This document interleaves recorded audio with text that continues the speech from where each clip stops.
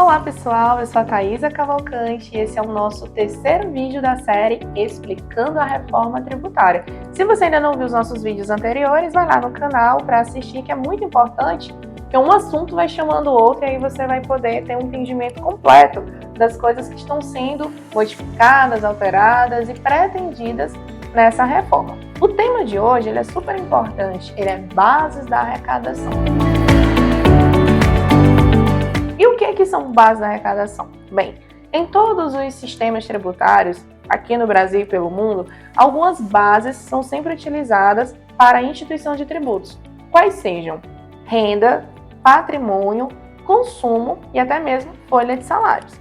Então, não obstante, aqui no Brasil, é principalmente utilizado a tributação sobre o consumo. E é nessa tributação que a reforma tributária vem diretamente atuar. Como que funciona hoje a tributação sobre o consumo no Brasil? Nós temos 8 tributos que incidem diretamente sobre o consumo. E desses 8, um é de competência municipal, que é o ISS, um é de competência estadual, que é o ICMS, e os demais são de competência federal, que é o IOF, que é Imposto sobre Operações Financeiras, o Imposto de Importação, a CID Combustível, que é a Intervenção para o Domínio Econômico, o PIS, que é o Programa de Integração Social, e o COFINS, e o IPI, que é o Imposto sobre Produtos Industrializados.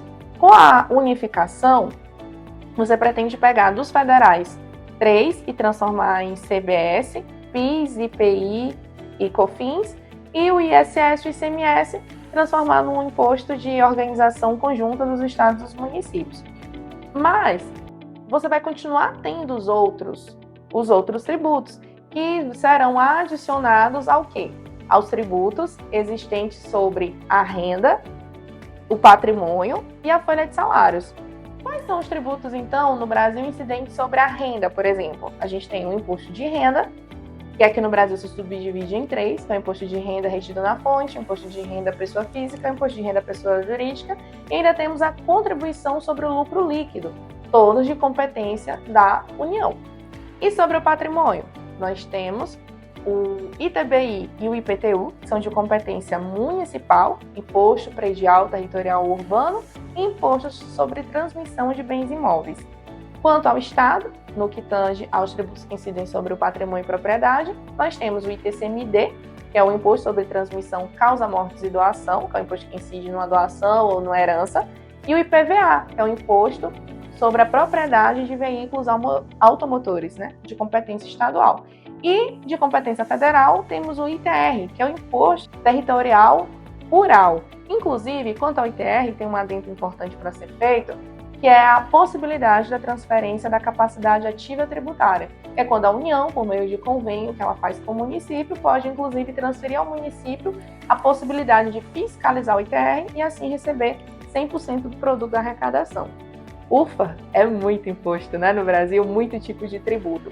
E a análise que a gente gostaria de trazer aqui é que unificando 5, você ainda vai continuar com pelo menos 16 tipos de tributos diferentes no Brasil. Ou seja, você está unificando, está simplificando a tributação sobre o consumo, mas você não está resolvendo o problema da complexidade do sistema tributário e também não está resolvendo o problema da carga tributária, que hoje acontece diretamente sobre os bens e serviços que a gente consome.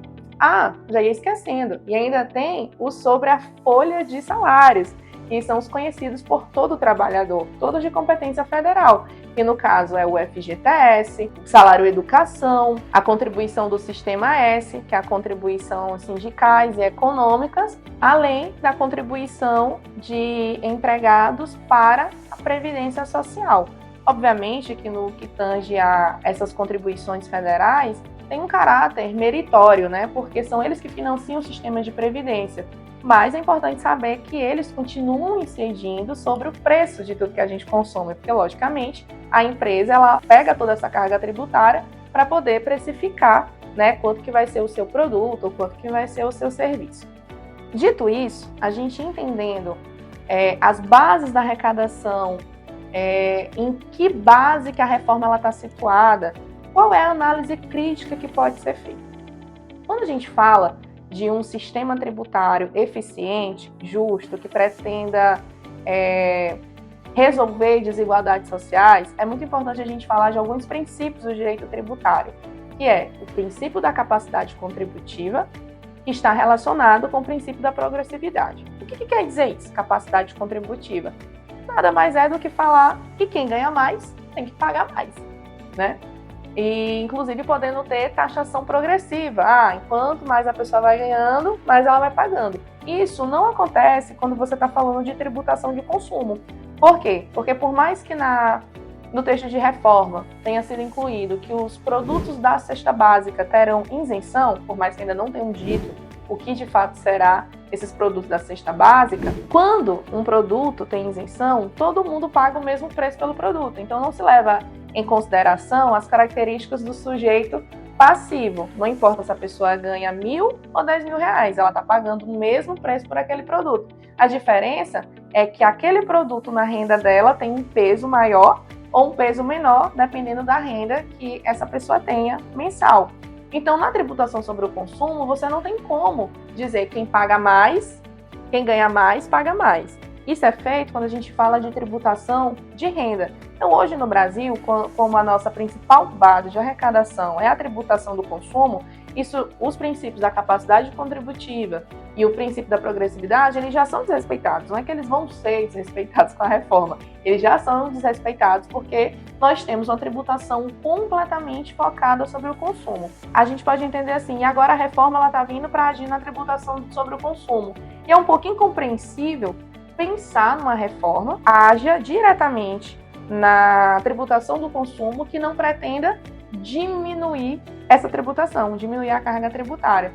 Uma das bandeiras da reforma, ou seja, justificativas para a reforma, é inclusive a neutralidade. Falar que você não vai aumentar tributos, mas em nenhum momento se falou que vai diminuir.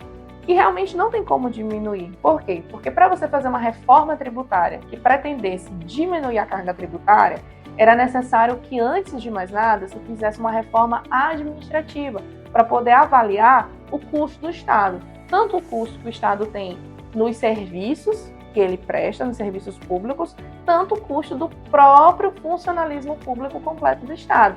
E só assim, avaliando o custo do Estado, diminuindo o custo do Estado, se poderia pensar em diminuir a carga tributária para se arrecadar menos. Então, no que tange ainda essa tributação sobre a renda, por mais que esse texto não tenha trazido propostas significativas de organizar essa progressividade de alíquotas em razão da renda, ele deixou aberto que em até 180 dias após a aprovação da reforma tributária, o Executivo Federal deverá encaminhar novamente ao Congresso Nacional um projeto de lei que vai sim discutir, acredito que o imposto de renda no Brasil e como que vai ser feito toda essa progressividade, uma busca de tentar trazer maior justiça social.